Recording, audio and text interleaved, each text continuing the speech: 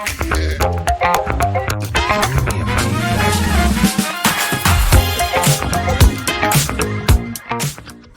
and welcome everybody to Gurukul. So this is going to be very off the beaten track, very different from what we typically do, because we have joining with us today Mr. Omkar Sane, who is a best-selling author, who's also an award-winning screenwriter. Yes.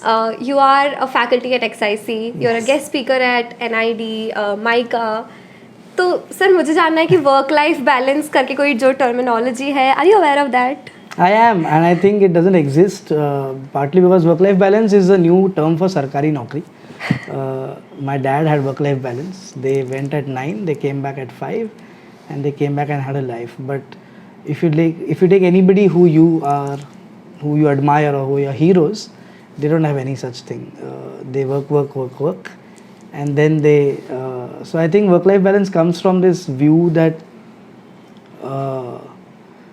What you do वो करना है इसलिए करना है, whereas when you love what you do it's not really work. So if I am a writer I will never think वो ये तो काम हो रहा है, right? It's a very office जाके किसी और की नौकरी बजाना, then you feel oh मैं क्या कर रहा हूँ लाइफ के साथ and all that. So I've heard of the term but I've never understood it because I never wanted that balance. Oh, okay. And because all my friends are from my work, as in I met collaborators and they are lifelong friends. Yeah. So we don't even know when we discuss some work, then we joke about it, then we discuss life. It's just all blended. It's all Yeah. So I don't think there is any such thing like work-life balance. If you are thoroughly ambitious or if you love what you do. For everyone else, yes, there is, I guess. I actually want to get down to my favorite curation of yours, which is if you are somebody who's really even slightly active on Instagram, you would see these reels popping up these days, which are those crazy, strangely funny, hilarious matrimonial ads. Oh, yeah. I can't believe you have written those, and 10 years back. God, yeah, 13 years back actually. Can you shed some light on that? So in any Indian, can't believe this has come up. Okay, so it was Sahi Rishta. This is 2010, 2011. When internet was still early, and I was at MTV where we made a lot of humor content on MTV, right? Before MTV started becoming reality shows. Before that it was music and a lot of humor. It still is, but a lot of reality took over.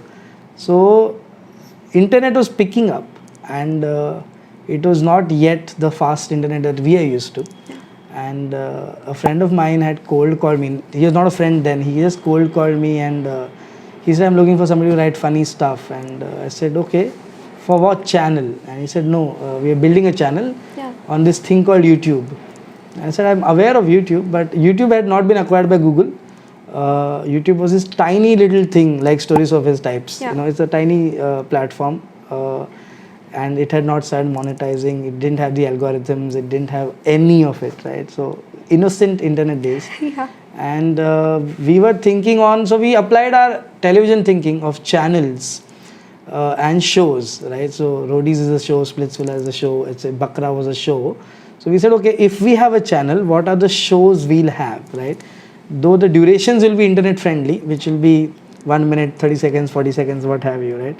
Back then it was not because of attention spans but slow internet, so we didn't want to make 10-minute stuff because वो buffer होते ना तुम बूढ़े हो जाते हो, like you would go from parlor to churchgate while 10-minute. So we said internet is very slow, so we need short stuff. And in any Indian household in your mid-20s you are asked the famous question, when are you going to get married? And I was also asked, and I said, I don't want to get married yet. And my mom said, देखने में क्या जाता है, the second favorite questions. So I started looking at matrimony ads for fun, and I found a goldmine of absurd demands, right? The boy should know C++, the girl should be outgoing but not too outgoing, you know. And I read some of that and I said, this is just gold because this is real. Yeah. And from there we took and created this thing called Sahi Rishta, which just when it was made, it didn't become as iconic as now, and year after year, it like a wave, it keeps coming back. And I don't know if it's a sad part or a great part, everyone has used those videos to build their communities. Like comedians share it because it belonged to nobody. Yeah. We made it and we just put it out there, right? We were not great businessmen. Oh. So we said, chalo, मजाक करते हैं, and somebody was commissioning it, so we were getting paid something for it, and we said, चलो डाल दिया, internet में डाल दिया, right? So then it became a part of 100% Comedy Week. So Sahi Rishta starts with various logos, and whereas the actual creators, which is Carl and I, nobody knows, and we also kept it like that for a very long time. Yeah. It's anonymous. You recently posted about it. First time, it felt like coming out after third. It was so long that people. I have been shown Sahi Rishta in meetings कि ऐसा कुछ बनाना है. And ये writer पता नहीं किसने लिखा है लेकिन ऐसा कुछ बनाना है. ऐसे ठीक है बन जाएगा. And when I used to go back with the script, they would say नहीं यार वो इतना funny नहीं है, इसको ढूंढ सकते हैं. ऐसे well, उसी ने लिखा है but चलो ठीक है, right? So because we went down the route of absurdity, which is a great way to do humor. So we took irrational demands that Indians have, parents and boys and girls, and we sort of exaggerated it just a bit, not too far, and it just became really funny. It became so stupid and funny. And I'm just thrilled that generation after generation loves it. So the story of Sahi Rishta was that, where I didn't want to get married. In a nutshell, it's that. And I said, let me make fun of the whole, how people get married, So I can actually take 2 leaves out of your book from here, from this particular instance. One is staying relevant. मतलब 13 साल बाद भी अगर वो इतना relevant है, it's very difficult to create content and still be in the game. Secondly, observational skills, which is because you went to those matrimonial apps, because you found out that such demands exist. That's how you derive inspiration. Absolutely, yeah. I want you to emphasize on both these skill sets. So let's do the second one first. Observation. I think there is no such thing as an original idea. Everything is borrowed and with new context. Like what is a good meme? A good meme. So let's say you see a king's picture with a headline which is very today. It suddenly becomes funny, right? What have you done? You've just taken King Akbar's picture and added some traffic. So recontextualizing anything is essentially being creative, right? So, and hence I love taking public transport and just looking at people. I stare at people. I sit in Xavier's canteen also, just look at people, right? And people are telling you so much about themselves. And by themselves, I mean their genders, where they come from, their age, what they do.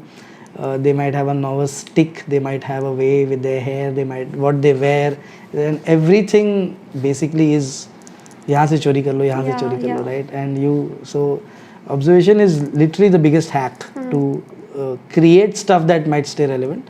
And when you say relevant, I understand relevance by relatability, and what's relatable is people like you and I, like around each other, right? So I like observing people in real and not stalking them online. It's nicer when they're real. So that I always tell people to create anything that's relevant. Look at who you're making it for first, right? They will tell you all the ideas, right? One of my first bosses when I was an intern had told me, interrogate the product till it breaks down and confesses. All the ideas are inside the product. You don't have to look outside. वो parachute का bottle को देखो, उसी में सारी ideas हैं, right? तो वही हमने बाकी जगह पे भी apply कर दिया है, right? So that's the second part. The first part of your question was relevance. No, that was So I've answered both then. I think they're intertwined. The more you observe, the more you understand. The more you understand, the more relevant content you can make. Now, the tadka you put, is it drama? Do you want to make people cry or laugh or chuckle or think? Is up to you. That's your personality. That's how you look at life. I've always looked at life as funny. I find life so stupid and so funny. I say I have to make fun of this. I've never been bogged down in that sense. Whatever I may be going through, I laugh at it. So hence I make stuff that's funny. There are people I know who make stuff that can tear you up, right? So that's their style. So that last part is where I think a lot of us get confused. We try to be funny first without finding out what you want to say. Right, so there are two parts to comms, what I want to say and how I want to say it. What I want to say is very important. Topic, right? कहना क्या चाहते हो? ठीक है, I want to I want to say something about shadis in India. Great. And then comes the how I want to say. Do you want to sing a song about it? Do you want to tell a joke about it? Do you want to make a show about it? Do you want to do shairi about it? Right? And then, but youngsters try to do the how first. Yeah. मुझे कुछ funny लिखना है. नहीं पहले सोच लो लिखना क्या है, फिर उसको देखते हैं हम फनी बना सकते हैं कि नहीं, right? So big problem. But I think that's the thing with the briefs that you get today, right? They are so pointed. They're very pointed, yeah. Yeah, you don't really get to explore a lot. But I think it's the job of the creative. Like I run a branding studio also. Yeah. We tell our clients that this is not what you want. They will come and tell us we want a website, and we'll tell them actually you don't want one. You need a social media page, or vice versa. Okay. A lot of clients say हमें Instagram पे थोड़ा famous बना दो, and we say आपको ज़रूरत ही नहीं है, आपको actually चाहिए एक अच्छी website, you know. So understanding what the objective of the client is. Yeah. Here I think there's a big confusion between objective and task. Task is करना क्या है, and objective is करना क्यों है, right? So a lot of us take the task and confuse it with the objective. Yeah. Right? But if you just take a moment and ask, why are you doing this? Right? Something nice will come up. Like even for this interview, the first thing I asked you was, why are you doing this? Yeah. And when you said, oh, it's just personal, it's for our own learning, Kida, I said, great, then the interview will go a certain way. Right? So I think asking why and not what is very important. Right. For a pointed brief to become wider, we have to go away from the what. We have to ask why. Yeah. Okay, so we have a very cool, fun segment for you. Okay, go ahead. I have named this What If. Now you really have to get your A game on as a coffee writer here. Right. I have some very weird combinations of a brand and a product. Okay. You'll get to know about it. Right. And you have to generate a tagline out of it. So just... Hi Ram. Okay. On the spot. Okay. Okay, first is... What if LIC was a food chain? We'll do one trial. Yeah, okay. This is a trial. What if LIC was a food chain company? What would be the tagline? I think food is eternal, so I'll stick with the one they have. Zindagi ke baad bhi, zindagi ke saath bhi. I think that's the one they have. Yeah. What if Zomato would sell condoms? Don't make it too quick. Oh, yeah. What if Coca-Cola had a fashion label?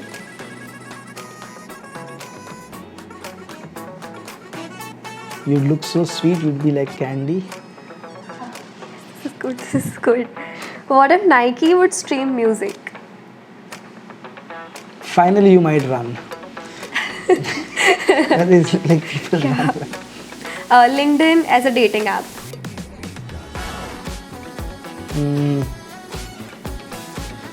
This is a tough one. Find out what she can chip in at the lunch table. Wow. What if Apple would actually sell fruits? I would imagine they're still for the premium. So, do you have the right kind of fridge for it? Like the most premium fruits require. They would always aim big. Yeah, they would always sell. Like if Apple was selling fruits, I would imagine it would be dragon fruit and fruits you can't pronounce. You know? So maybe fruits you can't pronounce. Yeah, I think that's the end of it. That's the end of it. Okay. No, not the podcast. Oh, okay. Just the segment. Just this segment. Yeah. Okay. You're just like wanting to run away. No. I thought there are more of these if brands were. No, but it gets you thinking. Like it does. Yeah. It's a nice game. Yeah. I will play it in class. Oh. Yeah. Because this is a fun game to give youngsters also. Yeah. They may not be so fast because they're still young. Yeah. But this will be fun to play. This goes back to you drawing like patterns and connections between two. Yeah, between two. Yeah. Then you're just trying to see why somebody, so LinkedIn, people are there to build a career. Yeah. Careers give you money to date to what? Chipping in. The right? table, So, literally connections, right? To arrive at any idea. Yeah. I also wanted to quote Piyush Pandey. Okay. Because if you're discussing ads, we cannot not mention him.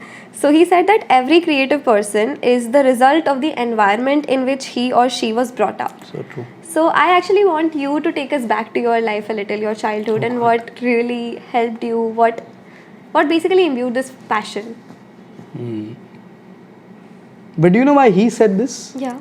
I think the two brothers were from a small village in Rajasthan, and when they came to advertising, in Bombay. He was servicing, of course. He was never a Yeah. writer, and advertising back then was this very English dominated. Yes.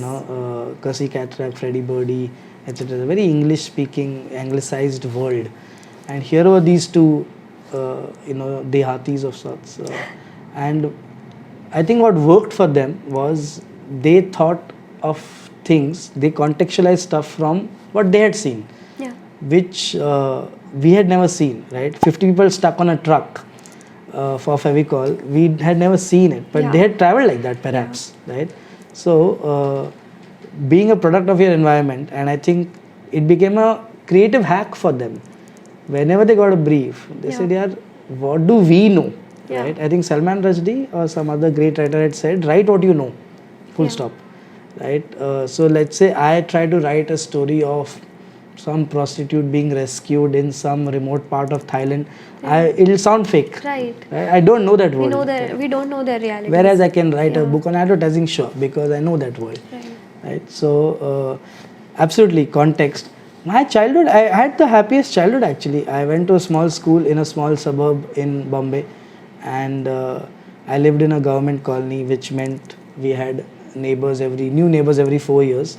And because it was a government colony, one thing I loved about that was I have had a Bengali neighbor, a Sindhi neighbor, a Punjabi neighbor, a South Indian neighbor, a Christian neighbor, which meant different food coming home, which meant different understanding. I think empathy, observation, understanding other people increased when every odd year you have a new friend to make and a new family to understand, right? Yeah. So Ganpati in my house, but Christmas in theirs. It was beautiful, and I think that upbringing of a diverse rainforest helped a lot, right? And I think I got my observation / understanding of different people from there, I guess. Then of course I told my mother in 7th standard that I don't want to study. I want to work hard, but I don't want to. Is there any course that doesn't need you to study? And she found me JJ School of Art. And she said, there is, but it's very difficult to get in. I said, I'll do anything it takes. And I did do anything it took. I worked very hard, I got in. And JJ was it's a art school, so you drew and painted. Yeah. And which meant you didn't have classrooms per se. You didn't have lectures per se. You had a topic. Today you have to draw an apple, and you're drawing the apple the whole day for 5 hours, right? You're painting an apple which looks so beautiful and real that you want to pick it up. Yeah. And I think JJ gave me my exposure to further different kinds of people, right? Now this became, so I'm a Maharashtrian boy, but I never grew up around Maharashtrians. But JJ is dominated by Maharashtrian boys from the bastions of Bombay, Lal Bagh, Parel, Worli, right? And they were fiercely talented, but not so good at comms. We didn't know how to sell ourselves. We were very good. So it is also JJ is lovingly called JJ School of Arts is called JJ School of Ghats. So you're all ghati boys, right? And a lot of what you see in Sahi Rishta, that bad English, which is purposely written, came from being surrounded with people with terrible English, right? When people try to learn new things, we are all bad at it, right? So if you're trying to learn painting or cycling or swimming, you are not going to be good at it in the beginning. So when you're trying to learn a new language, likewise. So I think that environment of extreme freedom, I think JJ used to be the only campus where you could smoke on campus, in a classroom also. It was truly artists' paradise, right? We were just doing anything. Let's talk about ad campaigns now. Yeah. Because there are a lot of brands that I already mentioned, LIC, Zomato, and सबका बहुत strong statement they have already put forth. So, what are the most clever advertising examples that you have come across? Recently or ever? Recently, पुराने भी बात कर लो क्योंकि वो Fevicol, Center Fruit उनका भी कह रहा था. But we need to align on what is clever according to you. Because clever itself according is. to you? I think cheekiness or intelligence, but not of the intellectual sort. Is clever. I think one of the clever ones that I recently saw was, is this a Swiggy ad? For Swiggy, right? And there was this whole debate going on, and could anything be a Swiggy ad? It became that whole. So that was in the recent past clever. I think Coke does very clever on-ground marketing. I don't think ads are clever. They're beautiful, but they're marketing gimmicks. Another word for clever is gimmicky. A lot of times in advertising. So in marketing, Coke does very clever stuff. Like they had that whole family table, will you eat together? So Coke had this van going across Italy somewhere, and they would pull out a table, a chef would be cooking. And what a lovely way to get communities together to eat, right? Very clever usage. And very slyly sneak in a Coca-Cola bottle, right? वो pasta बन ही रहा है तो एक एक Coke सबके हाथ में, right? So clever in advertising is also how to push your product without being in your face. Because let's face it, we all skip ads. Nobody likes advertising, right? Nobody says चलो मैं आज ad देखता हूँ, right? Unless काम है, right? Ads is essentially, back in the day we would go to take a pee break, go get water, make a quick phone call. देखना तो मुझे cricket है, but हर over के बीच में तो I'll do my other work. I quickly solve a sum, math as a kid. So how do you create something? So like one of the clever ads I've seen is for in Zindagi Na Milegi Dobara. They have subtle keyed in, like when Farhan Akhtar talks about इस डर के आगे जीत है. Before the bull race. That scene is sponsored by Mountain Dew for sure, right? So very cleverly, quietly placed, right? So I'm in the flow, but वो चिपक गया है, right? अरे हाँ, okay, but I forgive you, right? Because इतना अच्छे moment पे तुमने सरका दिया एक डर के आगे जीत, right? So I think clever advertising is advertising that doesn't look like advertising, right? Is this a Swiggy ad or a Coca-Cola table or a डर के आगे जीत है, right? And most brands don't do it. They just don't. You know, they are doing more ads, or now they call it content. But trying to do something like this, I think, is so. These are my three interesting examples of the recent past. Coca-Cola also had this India-Pakistan, the vending machine thing. Oh, absolutely, yeah, where you could wave to each other and dance with each other, So it's also like sort of a community building thing. Coke is around that because they its own happiness, or so happiness is about people and communities and bringing together. So Coke has done that a lot. There was one very nice Coke, I think a James Bond thing it was. You were going to get 2 passes to a James Bond film. They had done this at, I think, one of the busiest railway stations in London or something, or somewhere in Europe, I don't know. And there was a kiosk, and it says, do you think you're James Bond or something, right? And we all want to think we are James Bond. We said, of course, मैं हूँ. And start game. And you have to run across the platform to reach a particular place within 60 seconds or something. And when you started running, they had put many obstacles in the way. And you had to jump over them, slide across them, solve somebody's problem. And it could be anything. There was one where there's this lady with 8 dogs, walking 8 dogs together, and she loses them, and they all pounce on you. You play with them and you run. And eventually you reach that kiosk where the tickets are dispensed. And the last task is to sing the James Bond theme loudly. Now I'm okay to run around, but I don't want to sing badly in front of an audience, right? And then whoever could do it got those passes, right? Very clever, what a great way to promote a film, right? And I think they got Coke with it or something like that.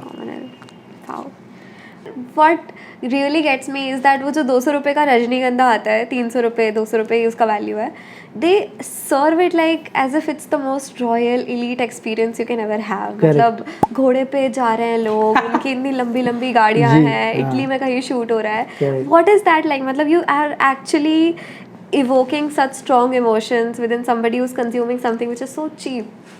Yeah, but I think that's the exact play, right? The people who are consuming it because of the price point have aspirations of a सफ़ेद घोड़ा, a लंबी गाड़ी, a palace, right? तो वो तो होगा नहीं शायद इस जन्म में, तो यही सही, right? Using a product as a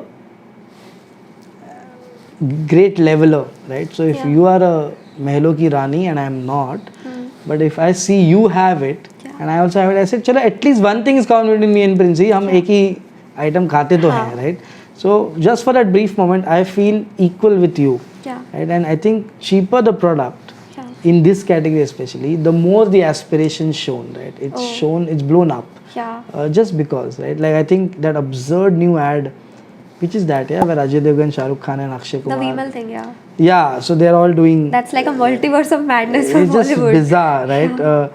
And in that ad, he runs down and there's a girl in that balcony, right? So clearly he's had some fun overnight, and these guys are waiting. And when she waves, they all. Now, let's face it, all guys want to drive that car and want to have a girl like that and want to have the night that Mr. Kumar has had, clearly. And right, so it taps on the three core aspirations of men, right? A good looking woman, a good looking car, and a great looking night, right? यही तो चाहिए हम, और क्या चाहिए दुनिया में, ऐसा हो गया है ना. And then hence all three guys do that, saying yeah, I'm also looking, right? It's just absurd that three of the biggest superstars have to do it. But now I look at it and I say correct, this is exact. So मैं ले ही लेता हूँ वो जो भी item है. It hits where it hurts, मतलब. Absolutely.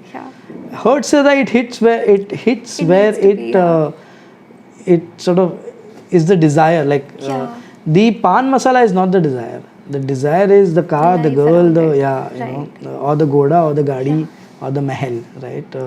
So all advertising relies on this, I think. Massive aspirations. So be it thumbs up where somebody is jumping out of a helicopter. मुझसे तो नहीं होगा, लेकिन thumbs up पी लेता हूँ at least, because thunder तो मिले. That's like one step ahead. हाँ, and I may not leap off a helicopter like that. But this I can do, right? But I love watching somebody leap off a helicopter. So very aspirational. Take any category. They're always using extreme aspirations, right? And if you're showing aspiration, then why stop short, right? Why hire a girl next door when you can hire Tapsi Pannu? Like just show the best thing, right? So and hence the big stars and hence the बनियान भी बड़े-बड़े star क्यों बेच रहे हैं? तो अगर मेरे डैडी बेचेंगे तो नहीं खरीदोगे ना आप? तो you will like, अरे इसको तो मैं जानता हूँ, इसमें क्या मजा है, right? These Amul Macho ads crack me up every time. They are amazing. All banyan category. They say that if you are endorsing a banyan, you are a superstar. In India, it is said. So because it's the cheapest, massiest product. So you might endorse a cold drink. So the more expensive the product, the less of a superstar you are. That's the myth or reality of advertising. Celebs. So if you see the biggest celebs endorse the cheapest products. Right. Now Amitabh and Shah Rukh are endorsing that masala, some tikha. They're in a kitchen and they're doing something very funny, like very strange script. वो 12 रुपए का मसाला होगा शायद या 25 रुपए का, right? Neither of them have probably stepped into a kitchen in God knows how long, right? Just a question that came out of this curiosity. I want to know, how do you tap into the rural markets in general? Oh dear. I had the great fortune of working on nutrition awareness for pregnant women in rural Rajasthan. And one of the first things that shocked me about pregnant women was they were 19 and 20. Like when I walked in thinking women, matlab my TG is 30, right? And they were girls, the kids according to me, right? So, and it's very normal. And this is their second child almost. A lot of times they were not accessing some benefit that Rajasthan government was giving, and they were not accessing it. कुछ 6,000 या 10,000 देते थे वो लोग for, and the campaign was to make them go and avail that money. Okay. कि रखा है आपके लिए, please जाइए. And then whatever there was, क्यों नहीं लेते? So there's that research. So rural में I've always seen that it doesn't work the way any urban works, right? You don't have these Google forms. You don't have online interviews. You don't have elaborate questions. It's very in fact, out-of-home advertising also works so much because absolutely some WhatsApp of them can't works. Read also. Some of them can't read. WhatsApp works.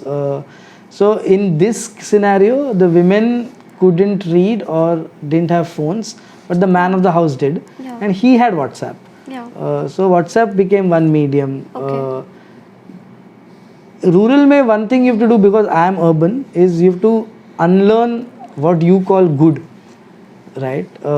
So I had to make Bhojpuri music videos because they like it. Yeah. I found it cringe. I'll never put it on my portfolio. Yeah. But वो करना पड़ा, right? I'm just gonna conclude with one question, which is that given your portfolio of work, do you think we are in the political or social atmosphere today that you have the liberty to create something which is so humorous but also slightly problematic in terms of political correctness?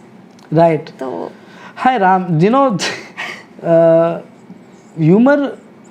Actually, if you go back, if you do you know why we laugh? Like evolutionarily, why laughter started, and I mean millions of years ago. From what I have read, laughter was a way to signal you're safe. Right. So when cavemen went hunting, and if you slipped and fell, there was no language. You couldn't get up and say "मैं ठीक हूँ." The language was not invented. Take your example. If you slip and fall, and if you only chuckle, your friends will be like, "Haan, she's fine." how? Right? But if you can't even get up, or if you're crying, then you know, okay, trouble. We need to do something, right? So how do you tell your mates that you're fine? You laughed, right? Smiling is that. Smiling is the first sign of feeling safe or nice, right? Saying, you're smiling, you're in this house, you're fine, chalo, right? You would very rarely smile when you're uncomfortable. Right. You would have that forced smile, but we can all tell that. So laughter actually is a device to show that you're doing okay. Every king in their courts had one jester who was, how do you tell somebody the truth? Yeah. You tell them through a joke, because it kind of So true. softens the blow, right? तो बोलना जो है वो बोल देते हो, लेकिन so as it goes ahead, I think because we can't even agree on facts anymore. Truths तो बहुत दूर हो गया, facts ही पता नहीं है, right? We have started attacking humor more and more, and I think, and hence the space for being funny is shrinking. On the other end, revenge humor is started, right? Your Ricky Gervaises of the world are taking it back, saying, you know what, screw you. I will joke about trans, I will joke about cancer, I will joke about the Holocaust. You know what? Because it's required, because we need to discuss this. Right. Humor is the only way I can start a discussion a lot of times, right? When it comes to brands, I think it's not just humor, it's any statement that might be perceived, right? So there's that, I had read it somewhere, I am not who I think I am. I am not who you think I am. I am who I think you think I am, right? So this perception game, right, is extremely important today. Unfortunately, we are not being honest anymore. We are being what you think I think I am, right? So a well-meaning campaign, like I think the last one I saw was the Tanishq campaign, where I think the bride is Muslim and the household was Hindu. Yeah, ulta tha. There's a Hindu girl that has gone into a Muslim house, right? And I think it was beautiful, whatever the ad said, but it was caught on by the people on the other side of the river, so as to speak, and it became this bawal and anger led to threat led to violence, till the brand said, "Bhai maaf karo, we are pulling it down," right? So the other part is what's at stake, right? Some brands don't even want to try it. Some brands will try, because at the end of the day, in a society that is so angry or so quick to take offense, or what Salman Rushdie is called the outrage industry. Outrage is today an industry, right? There's money to be made here, literally.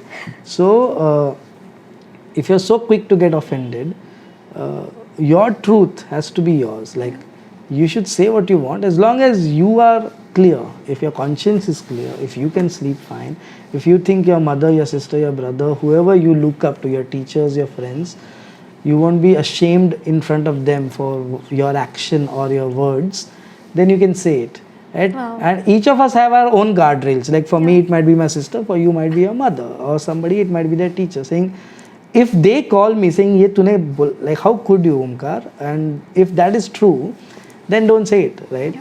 So In my class, I do this. There's a quadrant. There's moral, legal, immoral, illegal. We need to build immunity to being offended. What does that mean? It doesn't mean less speech. It means more speech. Right? Go out and offend somebody today. You'll be doing them a favor. Right? As long as you are in your, and how, daira, right? What Ricky Gervais says is, he says, how arrogant do you have to be that you want to go through life without anything offending you, right? How much entitlement do you have, right? कि ऐसी दुनिया चाहिए तुम्हें जहाँ एक भी चीज ऐसी ना हो. And sorry, boss, the world is not like that, right? So here I will play the role of the offender. That's a brilliant thought to end with. Thank you so much, Thank you sir. so Keep much. doing what you're doing. Lovely conversation. Had so much fun. Thank you guys. Thanks for tuning in. Bye.